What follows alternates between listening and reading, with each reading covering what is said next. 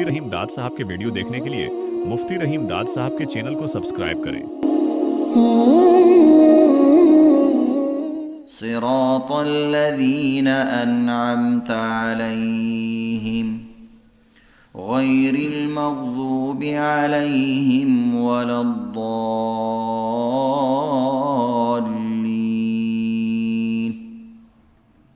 आमीन।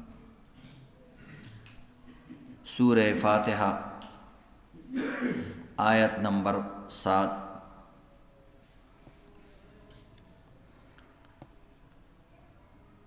नंद आयत नंबर 7 द नीम आयत तर्जमा व तफसीर तासु त बयानीगी। सिरातल्लज़ीन अन्अमत अलैहिम द दी आयत करीमी खुलासा व मकसद सदे पदी आयत करीमा के अल्लाह रब्बुल इज़्ज़त द हिदायत याफ्ता खल्को बयान कई और दागी खुलासा दा चे हिदायत याफ्ता खलक अगदी ची आगा इनाम याफ्ता दी और बल आगा खलक दी ची आगा गुमराह नदी और दा अल्लाह गज़ब पे नदे नाजिल शवे चकम खल्को बाने दा अल्लाह इनाम निश्ता खुसूसन नेमत द इस्लाम और या आगा खलक आगा मग़ज़ूब अलैहिम दी दा अल्लाह गज़बुन पे नाजिल शवी प कौमुन बांदी और या द्वालीन गुमराह खलक दीन दा हिदायत याफ्ता ने दी। गोया कि पदी आयात करीमा की द सिरात मुस्तकीम मिस्दाक बयानीगी। मखीनी आयात करीमी सर ताल्लुक़ दादे और रबत दादे मखीनी आयत करीमा की और दुआ शुआ इहदिनस सिरातल मुस्तकीम, या अल्लाह मा पसी दलार बांदे रवान की। नो सी दलार सतवई ददी मिसदाक बसू की और दा बकमलारी नो यो तफसीर दादे सिरातल्लज़ीन अन्अमत अलैहिम लार दहग कसानो अन्अमत अलैहिम चे इनाम करे देता ए ज़मारबा अलैहिम फ़अग़वी बांदे गैरिल मग़ज़ूबी नदी दग खलक चे गज़ब शवे दे पाग़वी अलैहिम फ़अग़वी बांदे वलद्दाल्लीन औ न गुमराहान खलक दी। नो मखिता दुआ करे वा चे अल्लाह मा तसी दलारो खाए पदी आयात के दरता अल्लाह रब्बुल इज़्ज़त दसी दलार मिसदाक खोदो चे दग लार दा। या मखीनी आयत करीमा की तावेर या अल्लाह मा पसी दलार बांदे रवान की और दसी दलार न मुराद कुरान, या अल्लाह द कुरान पलार में रवान की। उस पदी आयत करीमा की दरता अल्लाह रब्बुल इज़्ज़त हुई चे संग किताबुल्लाह और कुरान ज़रूरी दे नो दगरंगी रिजालुल्लाह ज़रूरी दी अहलुल्लाह खलकम ज़रूरी दी। या का किताबुल्लाह त गोरी नो अगबद अल्लाह वाला खल्को के गोरी और द अल्लाह वाला खल्को तबकीनी नो अगबता त कुरान बयानी हदीस ब बयानी दिन और शरीयत बदरता बयानी नो इशारा शवदी खबरी त संग किताबुल्लाह ज़रूरी दे दगरंगी रिजालुल्लाह ज़रूरी दी। रिजाल वही खल्को ता अहलुल्लाह चोरता हुआ नो किताब इल्म में हासिल हुआ खुदा अहलुल्लाह खल्क़ ने हासिल हुआ। यानी द इल्म द पारा मुअल्लिमीन पकार दी उस्ताजान पकार दी नो मखके द किताबुल्लाह बयान उस द रिजालुल्लाह बयान दे या द अहलुल्लाह बयान दे। या अल्लाह मा ता कुरान रा के बे या अल्लाह द अग खल्क़ चे कुरान चा सर दे दिन चा सर दे द अग खल्क़ पलार में मरवान की नो दा दे मखीनी आयात सरे ताल्लुक़ दे।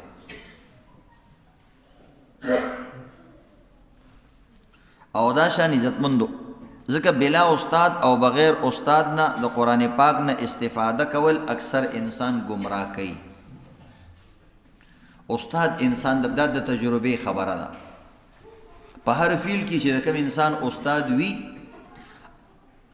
और उस्ताद सरे शागिर्दी करी नो आगा अल्लाह रबानी सही रवानी और यरीगी न दा कारना और पखपल जी ओ कार सड़े इस दकी सुमर यरीगी مثلا د بجلو کار دی یو انسان زده کوي سور تار څه ته وایي او یخ تار څه ته وایي او ګرم تار څه ته وایي او ارت څه ته وایي. نو یو تعلیم خو ورته اصل کې ارت دې ته وایي او ګرم تار دې ته وایي او یخ دې ته وایي. خو استادانو سره شي هغې ته عملي وښیي دا ګرم تار دی دا یخ تار دی. نو بیا انسان بجلی کې ګوتې وایي او داسې که لوی مفتي مي او لوی عالم یې خو بجلی تار له دې ګوتې وروړئ نو برسنډه کوي دی هلته. ځکه استاد نه به تپوس کې. خو دنیا کې هر خلک د هر څیز دپاره استاد مني او د استاد نه بغیر نه ځي. واحد دین دی چې خلک یې بغیر استاد نه بیانوي.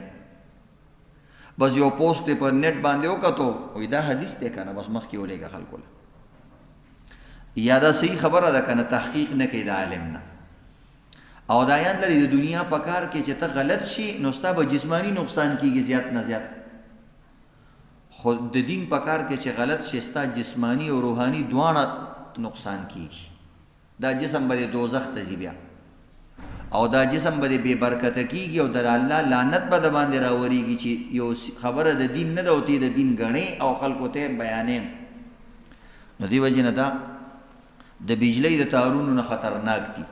او د عوام وایي که نه وایي د بجلی په تارونو کې او د الله په کارونو کې به کار نه لري. نو دا خبره مطلب هم دغه چې په بجلی نه پوهېږې ګوتې مه وروړه او چې په دین نه پوهېږې مې بیانوه هغه خبره مه بیانوه. او چې درته یاد وي نو الله وایي بلغوا عني ولو آیه. که یو آیات هم درته یاد دی خلکو ته یې رسوه او یو خبر هم درته سمه یاده د خلکو ته یې رسوه. خو چې درته یاده نه ده او پوهېږې پرې نه نو بس بیا به څه کې صراط الذین انعمت علیهم کینا په لاره د هغه کسانو چې هغه انعام یافته خلک دي نیکان خلک دي هغوی سره کښېنه. یا مخکینی آیات کې د استقامت دعا وه اهدنا الصراط المستقیم. یا الله د استقامت لاره راته وښیې چې په هدایت باندې مې استقامت نصیب شي. نو دلته اشاره شو دی آیت کې چې د استقامت لاره د الله په فضل او د الله په انعام باندې ملاویږي. نو د الله نه فضل غواړه چې هغه لاره باندې روان شي. یا تا سوال کړی وي الله نیغه لار راته وښیې. نو په نیغه لار باندې چې عموما سړی ځي ځان لي اکثر خلکو سره نه نو ځان له سفر کول انسان ته ګراني. نو الله تعالی تسلی درکوي دی بل آیات کې چې ټیک ده که په دې وخت کې ته نیک کار کې او حق خبره کې او په سمه لار روانې او ته ځان لې نو یریږه مه زما بنده صراط الذین انعمت علیهم. مخکې چې څومره ښه خلک تیر شوي دي انعام یافته خلک تیر شوي دي هغه ټولو سره ته په لارې ته پروا مه کوه چې ښه خلک څومره هم دي ته په هغه لار روانې. نو که فی الحال تا له څوک لاس نه درکوي ستا مدد نه کوي او ستا طرفداري نه کوي نو پروا مه کوه الله هم د سره دی او نیکان خلک چې څومره دي هم په دغه لار باندې تللي دي.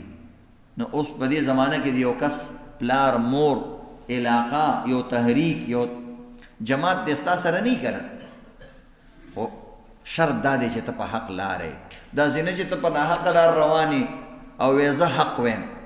یو دا خبره د عزتمندو یو انسان وایي زه په حق یم یو هغه انسان وایي چې شریعت وایي دا په حقه دی.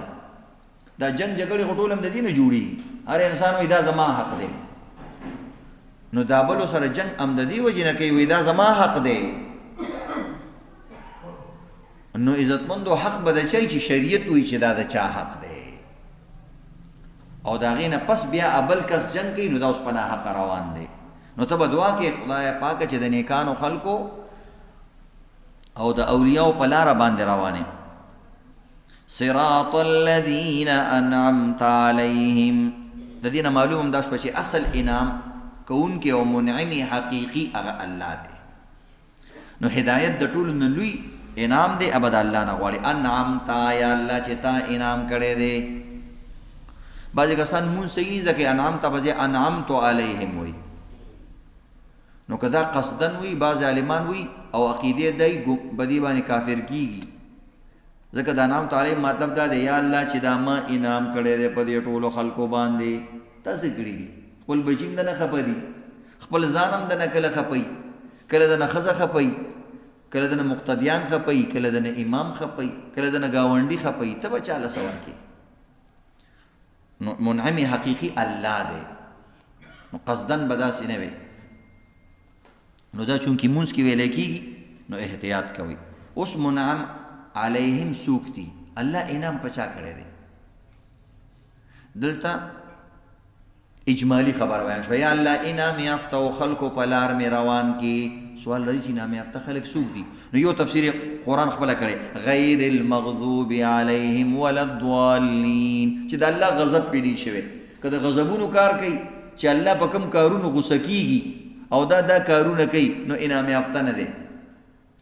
یا گمراه دی په غلط انار روان دی نو د الله انعام په دې انسان باندې نشته، دا انعام یافته نه دی. نو یو تفسیر دا دی. د دین علاوه علماء مختلف تفسیرونه لیکلي دي. وی مراد تی انبیاء دي، ملائکی دي، او دغه رنګ مخکینی امتونو کې چې کوم نیکان خلق تیر شوي دي هغه هم انعام یافته دي. که د ابراهیم علیه السلام وخت کې تیر شوي، موسی علیه السلام، د عیسی علیه السلام وخت کې، او نیکان خلقو قرآن پاک کې الله رب العزت د هغه خلقو صفت بیان کړي چې هغه کې کوم نیکانو. لکه ګوره د اصحاب کهف تذکره تیره شوې قرآن کې، بلکې د هغې د سپي تذکره مو سره تیره شوې. نو دا نیکان خلقو الله ته محبوبو، نو ته به نیکانو خلقو لار باندې روان کی. هر هغه ښه صفت یا الله چې ستا خوښ او تا یو نیک بنده له ورکړی دی مالم هغه راکړي. که هغه د نبي علیه السلام امت کې دی، که هغه پیغمبرانو کې دی، که صحابو کې دی، که تابعینو کې دی، که تبع تابعینو کې دی، دا ټول د دې تفسیر دی. یا الله ما د عمر، د ابوبکر او د صحابو په لار باندې روان کی. دا هم د دې تفسیر دی. یا المؤمنون، د مؤمنانو په لار مې روان کی، او دغه رنګ والمسلمون، د مسلمانانو په لار مې روان کی. او امام حسن رحمت الله علیه وی چې د دې اصحاب محمد، یا الله د صحابو په لار مې روان کی. ځکه صحابه هغه مخلوق دی چې الله رب العزت د خپل حبیب پیغمبر د پاره خوښ کړي دي. چې پیغمبر یې په ټول مخلوق کې خوښ کو، نو د هغه دوستان به د ټولې دنیا په خلکو کې نه خوښ کړي. دوست له څوک بدلار ګوري نه. او دغه رنګ عزتمندو نو الله رب العزت به خپل محبوب پیغمبر له څنګه غلط خلک ورکړي دي. نو دې وجې نه عزتمندو صحابه کرام لاره هم دا منعم علیهم دي. او جمهور علماء کرام د دې تفسیر کړی دی. ما تاسو ته هغه بهترین تفسیری چې قرآن په خپله باندې بیان کړي. نو صراط مستقیم یا الله د نیکانو خلکو لاره مې روان کی. انعام یافته، انعام یافته څوک دي؟ نو ورپسې چې کوم څلورم نمبر صورت دی سوره نساء، په هغې کې الله رب العزت په 69 نمبر آیات کې دا بیان کړي دي. 1:70 ومن يطع الله والرسول فأولئك مع الذين أنعم الله عليهم من النبيين. الله انعام یافته سوري من النبيين والصديقين والشهداء والصالحين.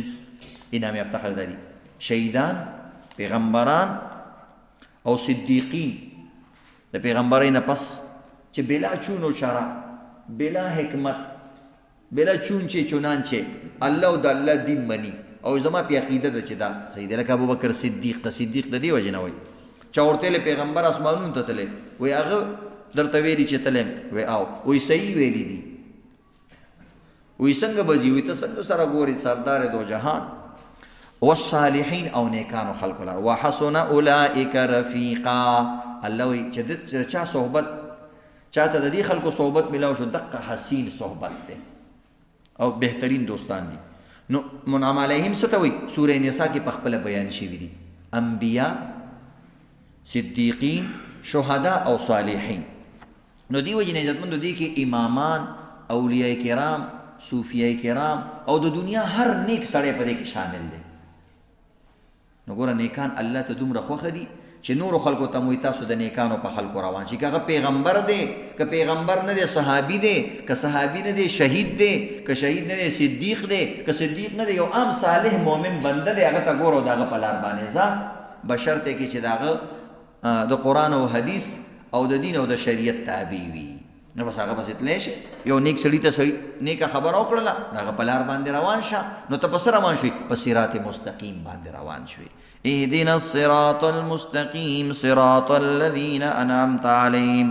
او سوره مریم کې الله رب العزت د پیغمبرانو لار ته چې کوم دی صراط مستقیم ویلې هغې کې راځي اولئک الذین انعم الله علیهم من النبیین من ذریة آدم د آدم علیه السلام چې کوم بچیو انبیا وي هغه د نیکه لاره ده د قرانګې مؤمنو بني اسرائیل هم باز ویلي چې بني اسرائیلو نیکان خلک چې کوم دي هغه هم صراط مستقیم دی چې هغوی کوم ښه خبري زمونږ په دین کې باقاعده یو دلیل دام دی شرایع من قبلنا یو څیز دی او مخکینی شریعتونو کې موږ ته میلاو شو او زمونږ قرآن او حدیث کې د هغې مخالفت نه دی راغلی یا هغې ته باطل یا غلط نه دی ویلی نو دا هم دلیل دی ځکه هم نیکان خلکو د پیغمبرانو اولاد دی او الله رب العزت ورته دین را لېږلی نو دې ته وایي شرایع من قبلنا هغه شریعت چې مخکې موږ نه تېر شوی دی یو خبره داسې راله قرآن او حدیث کې د هغې مخالفت نشته او مخکینی یو خبره راله خیر دی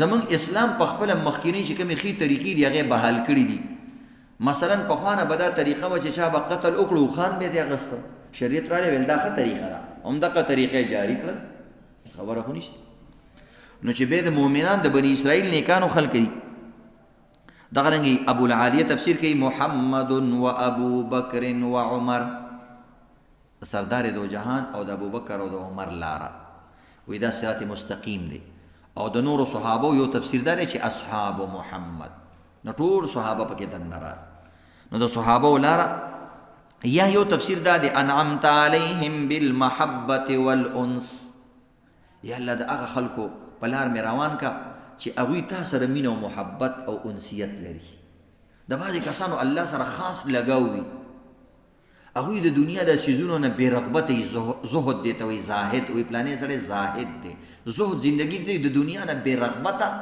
او الله طرف ته رغبت لرونکي خلک داسې یا الله د داسې خلکو چې تا ستا په محبت کې هر څه کوي او تا سره خصوصي لګاو او مینه محبتي نو الله رب العزت وی دغه خلکو رفاقت ته مو غواړه چې یا الله د داسې خلکو په لاره مام روان کا ځکه ستا زړه کې د دنیا محبت دی زیات دی ستا زړه کې د اولاد محبت زیات دی د دین نه ستا په زړه کې د مادیاتو محبت زیات دی د دین نه د دې ټولو څیزونو محبت جایز دی خو یو لیول سره نو تا کې زیات دی نو ته وایي یا الله د هغه خلکو محبت راته را نصیب کړه چې ستا محبت د هغوی په زړه کې زیات دی نو د دې به ته عزتمندو د الله نه دعا غواړي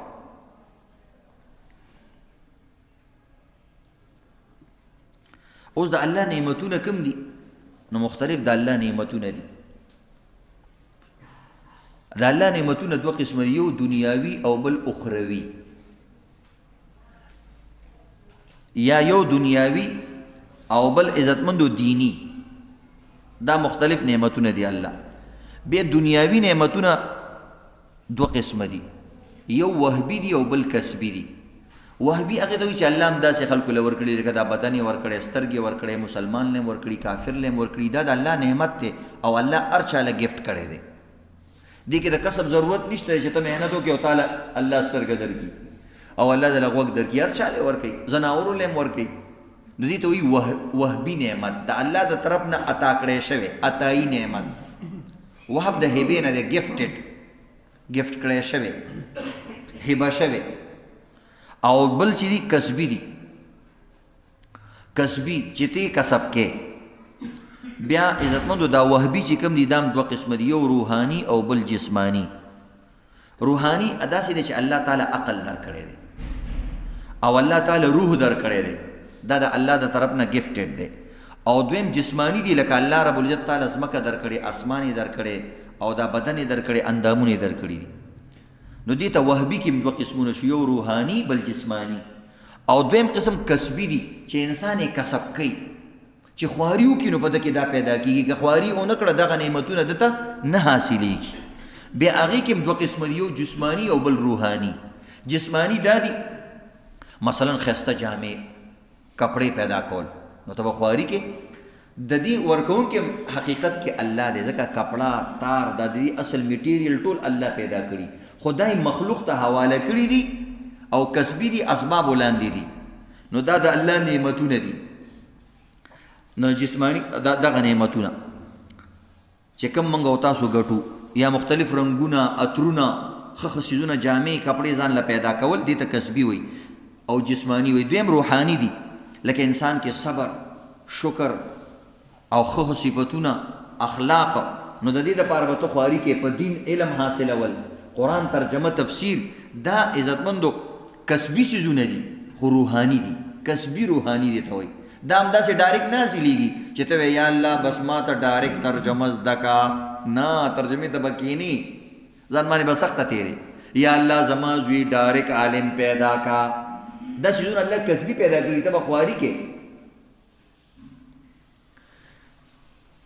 نو دی وجه نه ته به دعا کې یا الله د انعام یافتو خلکو، نو دې نه مراد هغه روحاني دي او هغه کسبي د آخرت والا صفات دي. یا الله چې چا کې د آخرت والا صفات دي، ځکه وهبي انعامونه خو مراد دي، دا خو کافرانو سره دي، سوال کولو ضرورت یې نشته چې الله مال سترګې راکړه، سترګې خو کافر لم الله ورکوي. روحاني نعمتونه دي مراد دي، یا کسبي جسمانی نعمتونه دي مراد دي، الله مال، حال، فلانې، اولاد، دا څیزونه راله راکړي، نو دې ته ویل کېږي انعامات.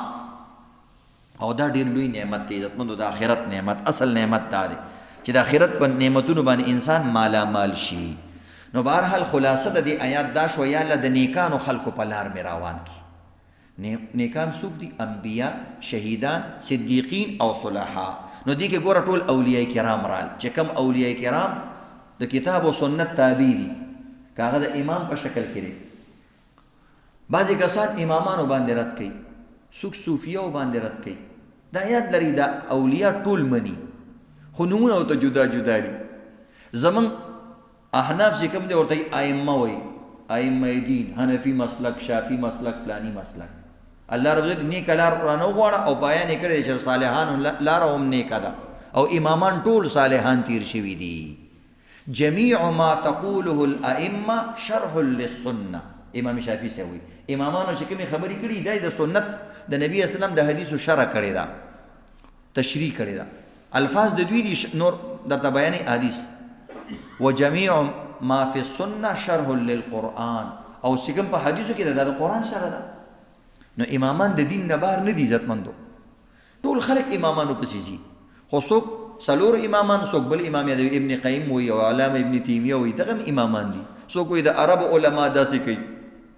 نو د عربو علما یا د نور مسلک علما چې هغه حدیث بیانوي، قرآن بیانوي، دین بیانوي، نو دا صراط مستقیم دی. بعضې کسان اعتراض کوي ته د الله نه صراط مستقیم غواړي او امام پسې ځي. نو د صراط مستقیم تفسیر په سوره نساء کې بیان شوی دی که نه، چې د صالحانو لاره، دا خو په خپله قرآن بیان کړی، د شهیدانو لاره، د صادقانو لاره، دا په خپله قرآن نه دی بیان کړی.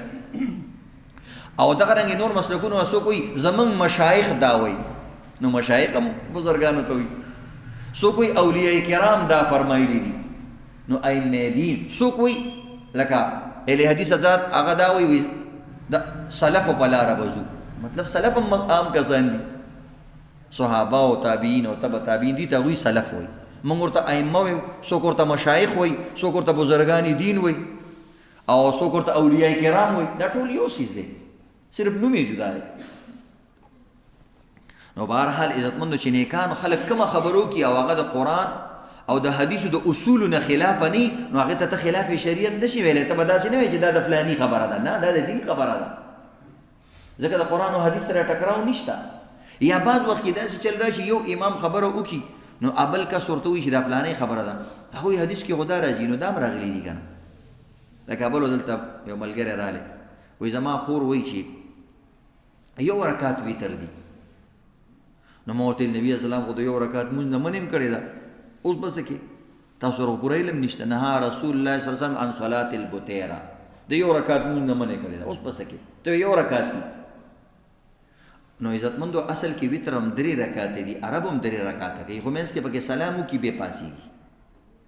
مونږ وایو دغه طریقه بهتره نه ده، بهتره طریقه 3 رکعاتونه په یو سلام سره. نو هغه حدیث شو، دام حدیث شو، یو بل سره په دې باندې جنګ نه کوي. ها دا ویلی چې زما دا طریقه افضله ده او ستا دا طریقه غیر افضله ده، غلطه به ورته نه وي، د حدیثو طریقې ته څنګه غلطه وي. نو دغه رنګې ائمو چې کوم تشریح د دین کړې ده دا صحیح ده او دا ټولو د حدیثو او د قرآن په رڼا کې ده. نو ته به د انعام یافتو خلکو لار غواړې، نیکانو خلکو. الله قرآن کې ګوره پیغمبر ته وایي واصبر نفسک مع الذین یدعون وی زما پیغمبره ته کښېنه هغه خلکو سره چې هغه سهار او سبا د الله یاد کوي، سهار او سبا د الله یاد کوي، هغه خلکو سره ته کښېنه. یدعون ربهم بالغداة والعشي یریدون وجهه، سهار او ماښام د الله ذکرونه کوي او الله یادوي، دغه خلکو سره تم کښېنه. ولا تعد عیناک عنهم، د دوی نه سترګې بل طرف ته مه اړوه. نبی اسلام ته الله وایي خو اورئ موږ ته چې تاسو کوئ، ځکه نبی اسلام خو به ناسم دغه خلکو سره. نو دی وجې نه عزتمندو نیکانو خلکو سره کښېنئ نو نیکي به کوي. مولانا روم رحمت الله علیه وی هیچ چیز خود به خود چیز نشد، هیچ آهن خود به خود تیغ نشد، مولوی هرگز نشد مولای روم، تا غلام شمس تبریز نشد. وی یو سیزم په خپل سیز شوی نه دی، او یو اوسپنې نم په خپله تلوار او چاقونه دی جوړ شوی، چاته جوړ کړی دی. نو دقه رنګې وی که ته ځان نه ښه انسان جوړول غواړې نو د دغې مرکز ته لاړ شه، دقه خلکو کې کښېنه نو اقه کس به دنه جوړ شي. ځکه د اوسپنې نه ډایرکټ په خپله باندې چاقو چاړه نه جوړېږي، هغه به هغه مرکز ته ځي، هغه دکان ته به ځي چې کوم ځای کې دا کار کېږي. نو نیک او صالح به تا نه جوړېږي چې صلحاو سره کښېني. بیا وی ګوره زه عام مولا وم، مولا مخکې به راته خلکو مولا ویلو، اوس راته مولای روم وی، د ټول روم مولا. مخکې د کوسی مولا ومه، اوس راته خلکو د پوره روم مولا وی. دا ولې وی مولوی هرگز نشد مولای روم، تا غلام شمس تبریز نشد. وی شمس تبریز سره چې زه کېناستم او د هغه نه مې علم حاصل کړو او د هغه په صحبت کې کېناستم نو الله رانه مولای روم جوړ کړو. د هغې کتابونه په انګریزۍ کې او په مختلفو ژبو کې د 100 ژبو نه زیاتو ژبو کې د هغه کتابونه ترجمه شوي دي، او علامه اقبال غوندې کسان به د ده کتابونه کتل. د هغه یو پند و نصیحت والا کتابونه دي. دغه رنګې زمونږ دا شعر تاسو ته به یادي، خلک وایي اکثر یک زمانہ صحبت با اولیاء بهتر از 100 سال طاعت بیریا. نیکانو خلکو سره چې کښېني، اولیاو سره او نیکانو خلکو سره، وایي دا د 100 کالو د عبادت نه بهتره ده. د دې وجه څه ده؟ وجه دا د عزتمندو د دې یو مثال دی، لکه صحابه کرام. صحابه کرامو نبی اسلام سره صحبت کړی، د دنیا ټول اولیاء را جمع کړه، د صحابي ته نه رسي، ځکه هغوی ته صحبت میلاو شوی دی او دې اولیاو ته صحبت نه دی میلاو. او دویم وجه دا د عقلي او حکمتي چې انسان عبادت ډیر کوي، خو چې کله شیطان دا گمراه کوي او دا نیکانو خلکو سره نه ناس او دغه چلونه نه زده کړي د شیطان، نو بس دا لاړ شي سره د عبادت نه گمراه شي. او چې کله اولیاو سره کښېني، هغه تا ته د شیطان هغه پاټونه او چلونه او مکر او فریبونه ښیي چې عبادت به کې، خو د دې څیزونو نه به ځان ساتې چېرته ایمان د نه سلب نه شي. نو دا د نیکانو خلکو مجلس کې چې کوم انسان تبلیغ، جهاد او تصوف او نیکانو خلکو سره کښېني، د ده به ایمان نه سلب کېږي، عمل کې به کمزوري راځي، خو دا به الله رب العزت د دې د برکت نه د ده به ایمان نه سلب کېږي. ځکه الله وایي د انعام یافتو خلکو سره کښېنئ او نیکانو خلکو سره کښېنئ. رحمان بابا م وایي چې په یو قدم تر عرشه پورې رسی، ما لیدلی دی رفتار د درویشانو. د دې دا مطلب نه چې به ډایرکټ دلته نه ټوپ کړي او عرش ته ورسېږي، زموږ خلک دا مطلب لري چې دلته نه به ټوپ کړي او ډایرکټ به عرش ته ورسي. نه، دا هغه خلک دي چې الله تعالی سوچت کی نو د دوی आवाज ډایرکټ د الله عرش ته رسي، ځکه د دوی په आवाज کې ملاوټ نه وي، صفا سوتره आवाज او د ګناهونو ملاوټ پکې نه، نو زر الله رب العزت د دوی خبره قبلوي، دعای قبلوي. یا د دوی چې کوم عمل دی که هغه عمل ته وکړو نو هغه ډایرکټ د عرش والا رب ته رسي. نو دې خلکو سره کښېنه. غلط مطلب به د یو شعر نه لئ. دغه رنګې رحمان بابا م وایي کیمیاګر بد کیمیا په طلب ګرځي، همدمي د عالمانو د کیمیا، په مجلس د علماو بسر زر شي، کئی کاڼې یا بوټې د صحرا، ز رحمان حلقه بگوش د هر عالم یم، که اعلی که اوسط وي که ادنا. دا د قرآن پاک د دې آیات تفسیر دی چې نیکانو خلکو سره کښېنه. الله آیات کې بیان کړی، رحمان بابا د دې ترجمه وکړه.